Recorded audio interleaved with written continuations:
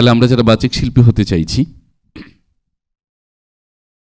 সরাসরি বাচিক শিল্পের মধ্যে পড়ে আবৃত্তি, সংবাদ উপস্থাপনা, অনুষ্ঠান উপস্থাপনা, রেডিও জকি, কণ্ঠ অভিনয়, বক্তব্য, বিতর্ক, শিক্ষকতা, আইন পেশা, ইসলামী দায়ী হওয়া, ওয়াজ নসিহাত করা, এগুলো সরাসরি বাচিক শিল্প, শতভাগ বাচিক শিল্প।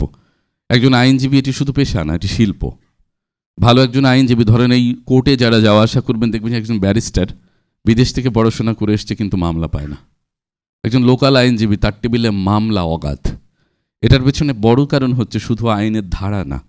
শুধু আইনের ধারা জানলে আইনজীবী হওয়া যায় না। কারণ আইনের ধারা আপনি কি বলবেন? বিচারককে আইনজীবীর চেয়ে কম জানে? যিনি মহামান্য বিচারক হয়ে বসছেন তার কাছে তো আপনার ধারা শেখানোর কিছু না, ওগুলো শিখেই সে গেছে।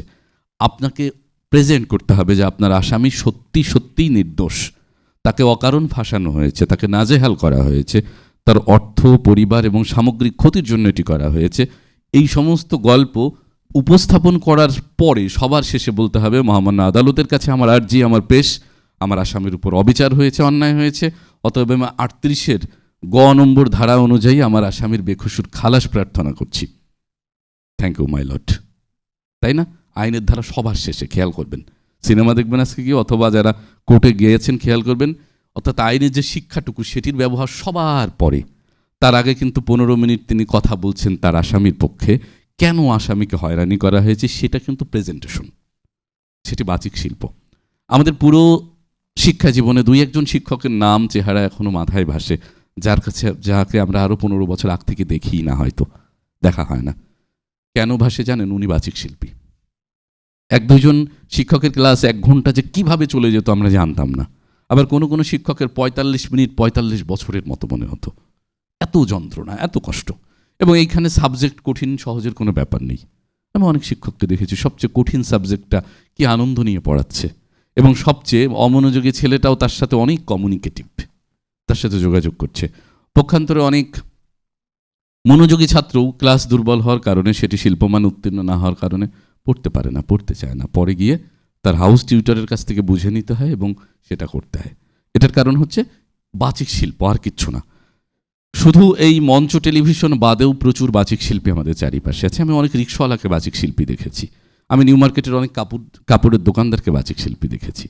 যে দোকানদার কথা বলবে ভালো, সেই দোকানদার 2 টাকা বেশি দিলেও আপনার আবার গিয়ে তার দোকানে যেতে ইচ্ছে করবে, খুব স্বাভাবিক। যার কথা কর্কশ, সে কম নিলেও তার দোকানে আপনি যাবেন। এটা শিল্প মানে উত্তীর্ণ। ধরে নেন আপনি 1 মাস প্রায় 6 মাস একটা দোকানে যান না, কিন্তু প্রতি মাসে আপনি সেই দোকানে যেতেন। 6 মাস পরে গেলেন, যাওয়ার পরে বললো, কি হিসাব, আপনি কই ছিলেন, আসেন না কেন? আপনি বললেন 4 মাস আগে আমার বাবা মারা গেছে। তো তারপরে যদি লোকটা বলে আপনার বাবা মারা গেছে, সবার বাবাই মারা যায়, ইন্ডিয়ান শাড়ি আসছে, দেব? নেবেন?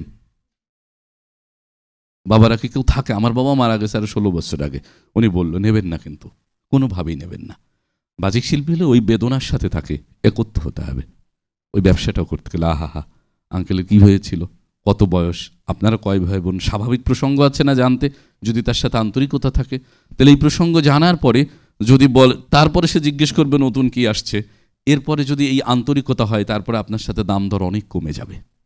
সম্পর্ক ভালো হলে আপনিও বুঝবেন যে তার কাছে সকল কাস্টমারের মতো 500 টাকার জিনিস 2500 টাকা চাওয়ার প্রয়োজন নেই। এইটা দোকানদার যদি বাচিক শিল্পী হয় কেবল তাহলেই সম্ভব। অনেক ঝালমুড়ি বিক্রেতাকেও আমি বাচিক শিল্পী দেখেছি। অতএব শিল্প মানে উত্তীর্ণ হয়ে কথা বললেই সেটি বাচিক শিল্প হবে, যদি আমরা সেটা নান্দনিকভাবে উপস্থাপন করতে পারি, অনায়াসই।